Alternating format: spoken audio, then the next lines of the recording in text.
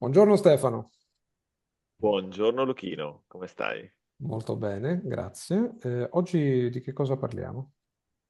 Oggi parliamo di una delle cose di cui stranamente abbiamo tutti paura quando impariamo una lingua straniera, e cioè l'errore, Stranamente vero? o non stranamente, come mostreremo oggi, perché alla fine Esatto. siamo tutti sottoposti a questa ordalia scolastica di parlare una lingua straniera, ma non si tratta solo di parlare una lingua straniera, è proprio una mentalità tout court, come si dice, di commettere errori, approccio alla vita, no? Ah, ho commesso un errore, lo vediamo come un problema, quando invece dovrebbe essere un segno di progresso, no? E questo è molto importante. E parliamo proprio di Allora, questo, allora, no? perché abbiamo paura di sbagliare? Ecco, bella domanda. Allora, perché abbiamo paura di sbagliare? Beh, come al solito ne potremmo parlarne per ore e ore intere, tuttavia, andando al sodo, secondo me è un problema di società, cioè sostanzialmente quando siamo piccoli non ci preoccupiamo per niente di fare errori, anzi, ti dirò, quando siamo piccoli siamo anche molto sfacciati nel dire e nell'esprimere tutto quello che pensiamo. Al momento non ci sono filtri. Quei filtri vengono installati letteralmente dopo, perché veniamo programmati dalla società a non uscire dal nostro cortile, tra virgolette, e non farla fuori dal vaso, si dice, cioè a non fare cose che teoricamente non si dovrebbero fare, ma chi è che stabilisce cosa e cosa si può fare e cosa non si deve fare? Ovviamente ci sono delle norme sociali, però a livello diciamo, di esprimersi, molto spesso la creatività e l'entusiasmo e la fantasia dei bambini viene in qualche modo limitata dal sistema scolastico. Ci viene insegnata a scuola che bisogna conformarsi, ci viene insegnato che bisogna impressionare più che esprimersi. In inglese si dice do not impress but express, no? Mi piace molto questo concetto. Focalizzati sull'esprimerti come fanno i bambini piuttosto che sull'impressionare come fanno gli adulti che si focalizzano sulla forma ma non sul messaggio, giusto? No. Quindi secondo me uno dei punti fondamentali è di ordine sociale e psicologico. Abbiamo tutti paura di commettere errori in generale e in particolare nell'apprendimento delle lingue, quando si imparano le lingue a scuola, non ci viene, quando commettiamo un errore, lo vedono quel rosso, no? Che io vedevo sul foglio di carta quando veniva consegnata la correzione dei compiti. E la nostra mente comincia ad associare rosso, errore, rosso, fallimento, mentre invece gli errori dovrebbero essere celebrati. Ah, hai fatto questo errore? È ciò che fai con l'errore che conta. Nella mentalità moderna, diciamo, del sistema scolastico, ma anche all'interno diciamo, in seno al contesto familiare, molto spesso l'errore non viene celebrato, viene invece stigmatizzato, no? E questo è un meccanismo che si trasmette da generazione in generazione. I genitori hanno subito lo stesso trattamento e quindi lo passano a noi, genitori e gli insegnanti che sono stati a loro volta figli di qualcuno che ha, diciamo, purtroppo trasmesso questo tipo di approccio. E questa è la mia opinione personale, ma parlando con centinaia di persone da tutto il globo, ho capito che è un problema globale e non solo italiano. Non so che cosa ne pensi te, Stefano. Infatti questo del perfezionismo scolastico sono d'accordissimo, è uno dei problemi principali, almeno per quanto riguarda la gestione dell'errore nell'apprendimento linguistico. Ehm, e anche il fatto di non essere più bambini e quindi aver perso quella sfacciataggine di cui hai parlato tu, è un fattore importantissimo. Cioè, noi da adulti ci siamo abituati a saper funzionare, saper parlare, quindi ehm, a non fare così tanti errori. Ne facciamo comunque anche nella nostra lingua madre senza saperlo, ma comunque diciamo che almeno ci siamo abituati a saper funzionare con gli altri, quindi tornare indietro e ripartire da zero è come uno shock, no? Bisogna rimparare tutte queste cose e ci esponiamo a che cosa? Agli errori, alle brutte figure. Però, come tu hai già sottolineato, in realtà dipende tutto da come gestisci l'errore. Cioè, tu puoi cadere anche tante volte in bicicletta, quando impari a camminare, ma l'importante è che ti rialzi e ti rimetti in sella. E con l'esperienza fatta dell'errore commesso, no? E quindi da lì in poi probabilmente sarai più capace di andare in bicicletta, sarai camminare meglio, eccetera, eccetera. Bisogna veramente cambiare, diciamo, il modo di gestire l'errore. Un'altra cosa che io ho notato è che c'è questa illusione della preparazione infinita, e cioè questo fatto di aspettare a parlare con gli altri per paura di sbagliare, aspettare e pensare parlerò quando sarò pronto o pronta, no? Esatto. Ma esiste l'essere pronto davvero fino in fondo al 100%? Non esiste perché? Perché non esiste la perfezione. Quindi, secondo me, si tratta proprio, se dovessi riassumere in pochissime parole la chiave per uscire da questo loop problematico, è l'abbandonare il perfezionismo. Questo. Bellissimo. Tra l'altro volevo dire che quando hai parlato del fatto che uno non è in realtà mai pronto, e ne parliamo nel terzo punto di questo podcast, è come fare figli, come dirsi, ok, faccio un figlio quando sarò pronto, ma non si è mai veramente pronti. Quindi Wow, non ci avevo pensato, non ci avevo parlare una pensato. lingua straniera è esattamente così, ci sono delle cose per cui non sei mai pronto, ti illudi di prepararti quando la cosa migliore è se sei convinto di farlo e basta. E ne parliamo tra poco. Ma hai sollevato una serie di punti molto interessanti. Entriamo nel secondo punto, che è quello che in inglese viene definito mindset o approccio mentale, e cioè non importa se fai errori o no, perché tutti commetteranno errori, e compreso nella nostra lingua madre. La cosa interessante però è che nella nostra lingua madre abbiamo una mentalità diversa, se ci pensi.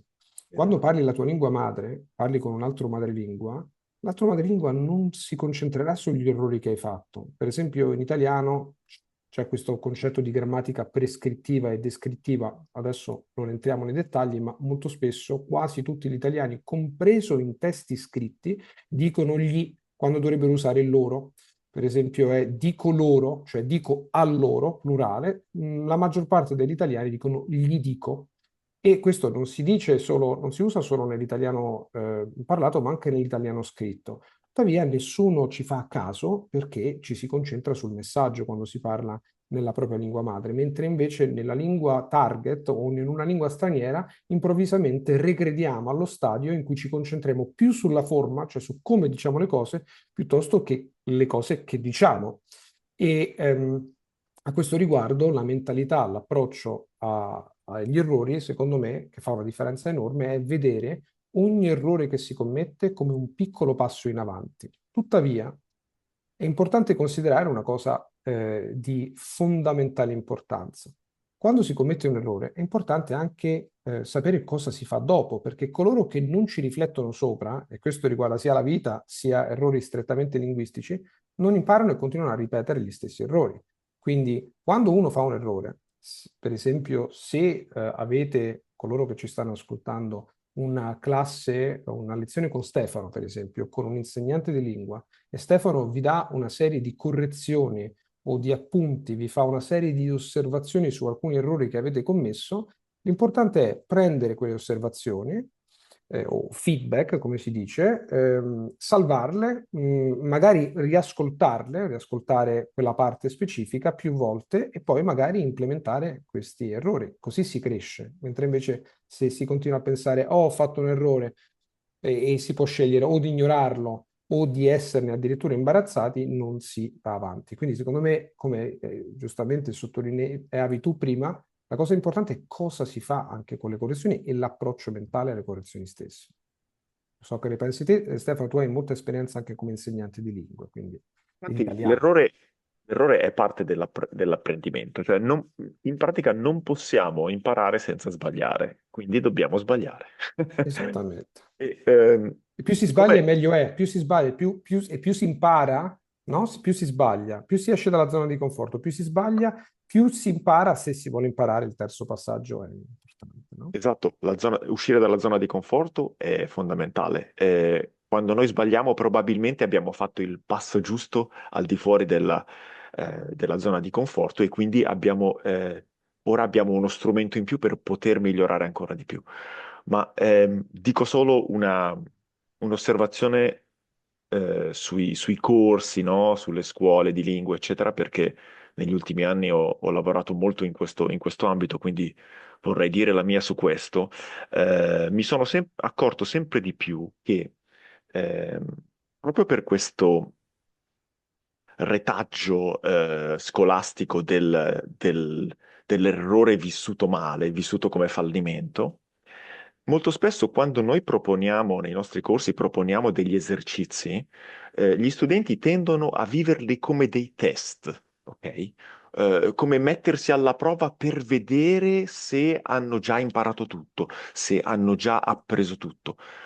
Ma questo è un atteggiamento, non voglio dire sbagliato, ma voglio dire controproducente, ok? Che non ti porta da nessuna parte.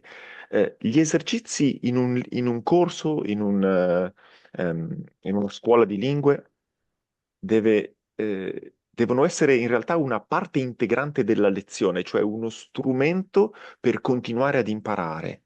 I test, in buona sostanza, non servono a niente, no?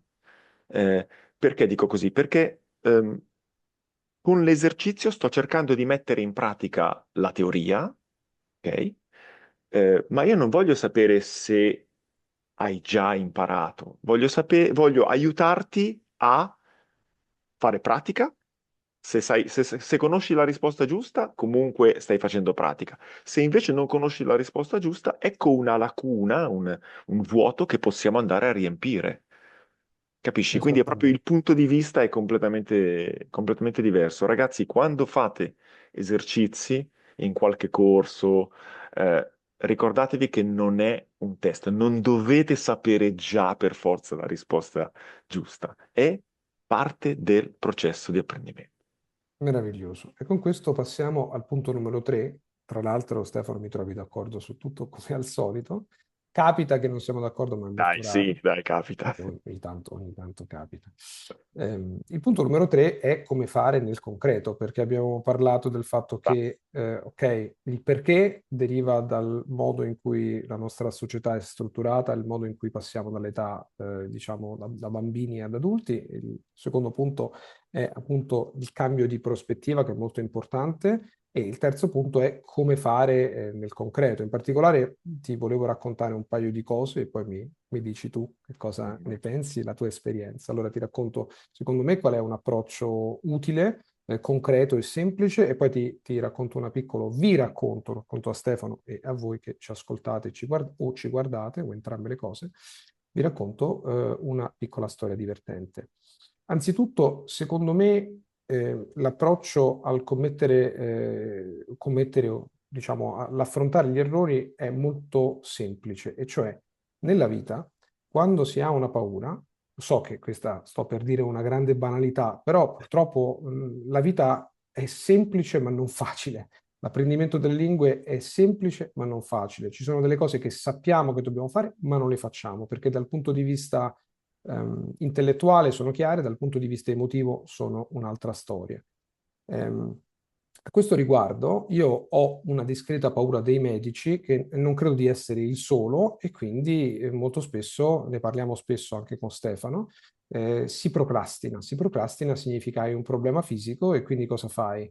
Ah, forse passa, però dal punto di vista razionale, intellettuale, sai che se è un problema fisico, se è un problema dal corpo, vai dal dottore, il dottore lo vede e lo risolve. Se invece il problema perdura, se non vai da un medico può solo peggiorare. Dal punto di vista logico non fa una piega. Dal punto di vista emotivo procrastiniamo perché ci sono emozioni negative, chissà cosa succede, il caso peggiore, eccetera, eccetera. Questo vale anche per quanto riguarda le conversazioni o una conversazione con madrelingua.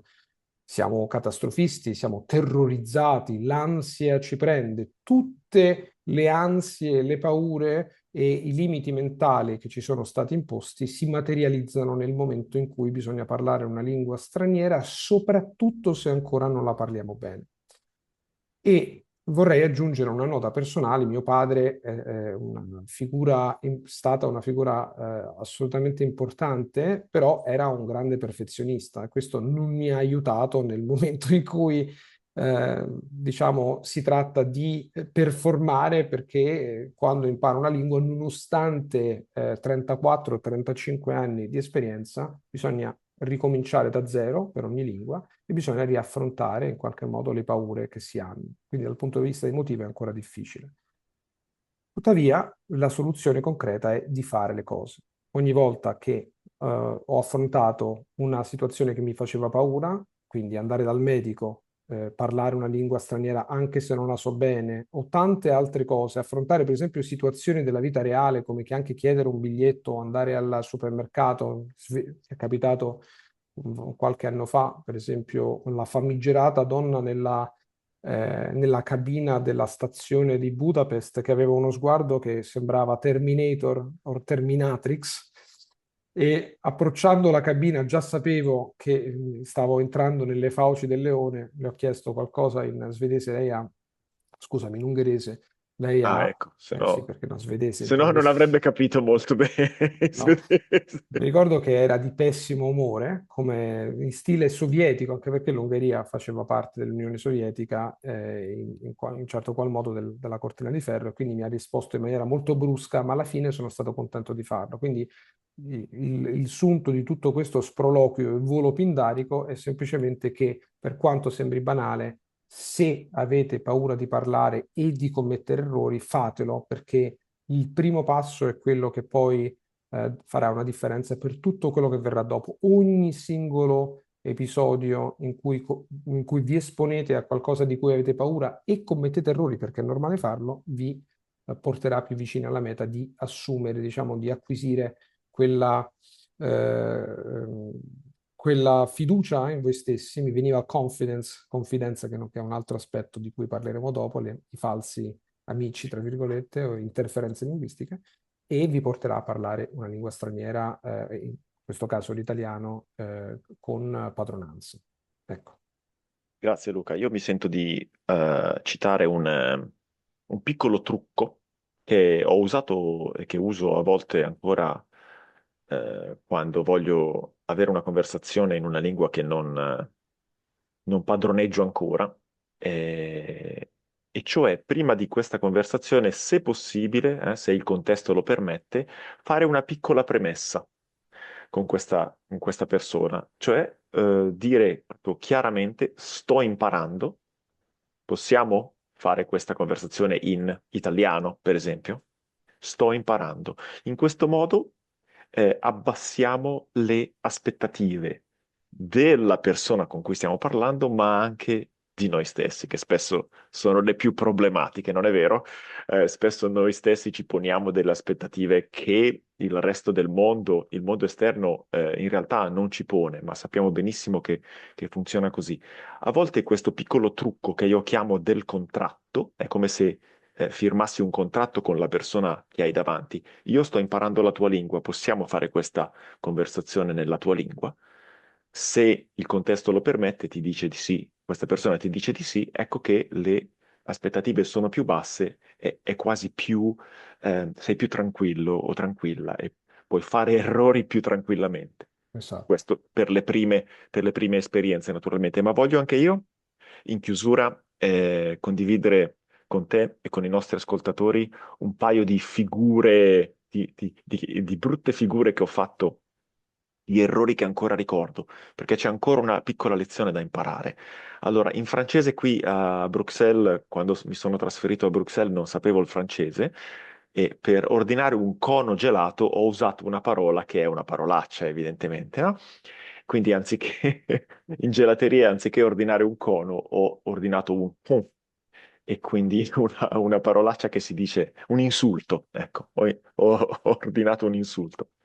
E non mi sono mai più dimenticato come si dice cono gelato in francese. Stessa cosa in finlandese, una volta ho detto che mi pulivo i denti con un tronco d'albero invece che con uno stuzzicadente. E che cosa è successo? Ovviamente le altre persone hanno riso, sono scoppiate a ridere. E io mi ricordo che quel giorno ho riso insieme a loro.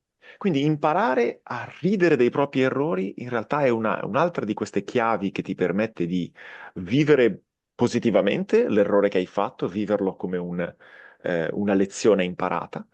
E seconda cosa, sottolineare quel momento in modo tale che non ti dimenticherai mai Mai più. il modo corretto di dire queste parole. Quindi non farò più lo Esatto. stesso errore. A proposito di errori imbarazzanti, ti volevo dire, mi è venuto appena in mente un'altra cosa. Non è stato mio, l'errore è stato quello di un mio amico che era tra l'altro un collega alla scuola di interpreti, stava imparando il francese, lui italo-tedesco, a Parigi, e ad un certo punto al ristorante dice Est-ce que je peux avoir des salopes, s'il vous plaît? Invece di Est-ce que je peux avoir des escalopes, s'il vous plaît? Cioè ha confuso la parola escalope, che vuol dire scaloppina, tra virgolette, con Sì. salope, che vuol dire prostituta. Quindi immaginatevi la situazione in cui uno ferma la cameriera e fa, scusi, posso avere due prostitute, per favore? O un paio di prostitute. Quindi vi potete Oh, immaginare, mamma vi mia. potete immaginare la faccia della signorina e il fatto che, come te, non si scorderà mai la differenza fra scaloppine e prostitute in francese. Con questo concludiamo. Volevo solo fare un mini riassunto del Sì, fatto che oggi abbiamo parlato di tre aspetti principali, che sono il perché abbiamo paura di commettere errori, il cambio di paradigma, quel cambio di approccio mentale che è importante per fare, diciamo, il salto di qualità, e poi il vero salto di qualità si fa facendo le cose. Facendo le cose significa uscire dalla propria zona di conforto e sostanzialmente parlare, commettere errori, ma imparare dai propri errori. Anche lì il dopo, cosa si fa dopo, è importante. Il feedback è fondamentale, ma anche cosa si fa con quel feedback è uno di quei fattori di cui si parla poco, ma che è di fondamentale importanza. E per favore condividete con noi le vostre paure, gli errori più grossi, le situazioni, diciamo, imbarazzanti che però vi hanno fatto crescere dal punto di vista intellettuale, emotivo e, in ultima analisi, linguistico. e Giusto? cerchiamo di riderne insieme, perché... Esatto. Ridere con voi, noi ridiamo con voi, voi Esatto. ridete con noi. Grazie mille Stefano, è sempre un piacere. Ci vediamo al prossimo episodio. Grazie a te Buona Luca, giornata grazie a tutti. Alla e prossima. alla Ciao. prossima. Ciao ciao.